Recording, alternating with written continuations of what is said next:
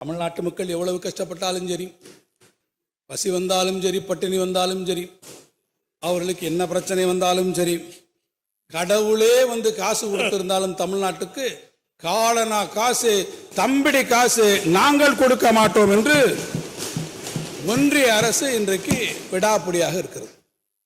கடும் மழையிலும் வெயிலிலும் ஓடாய் உழைத்து இன்றைக்கு நம்முடைய தாய்மார்கள் உருகி இருக்கிறார்கள். 100 நாள் வேலையிலே பார்க்கிறார்கள். அவர்கள் எவ்வளவு கஷ்டப்படுகிறார் என்று தெரியும்.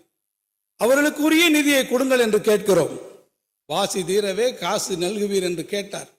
நிதி வந்தது. ஒரு இடத்துல கேட்கிறோம், மத்தியிலே இருக்கக்கூடிய ஒன்றிய அரசை கேட்கிறோம், ஓயாது உழைத்திருக்கக்கூடிய இந்த உழைப்பிற்கு நீங்கள் காசு ஊடுங்கள் கேட்டால் உழைத்த உழைப்பிற்கு இன்று வரை ஊதியம் தராமல் மறுக்கிறார். நம்முடைய குழந்தைகளுடைய கல்விக்கான நிதியை தர மறுக்கிறார்கள். நீட்டிய இடத்திலே கையெழுத்து போட்டு கொண்டு நாங்கள் கொடுத்த பணத்தை வாங்கி கொண்டு போ என்று சொல்லக்கூடிய அந்த வல்லாதிக்க மனோபாவம், அதன் காரணமாக தமிழ்நாடு இன்றைக்கு வஞ்சிக்கப்பட்டு கொண்டிருக்கிறது. அப்படி நீங்கள் கையெழுத்து விட்டு போட்டு போனால்தான் நாங்கள் உரிய நிதியை விடுவிப்போம் என்று சொன்னால், எமை நத்துவாய் என எதிரிகள் கோடி இட்டு அழைத்தாலும் தொடேன் என்கின்ற அந்த தன்மான உணர்வோடு 2000 கோடி அல்ல 10,000 கோடியை நாங்கள் இழந்தாலும் எங்கள் கொள்கையை நாங்கள் இழக்க மாட்டோம் என்று நம்முடைய மாண்புமிகு முதலமைச்சர் அவர்கள் பிரகடனம் இன்றைக்கு செய்திருக்கிறார்.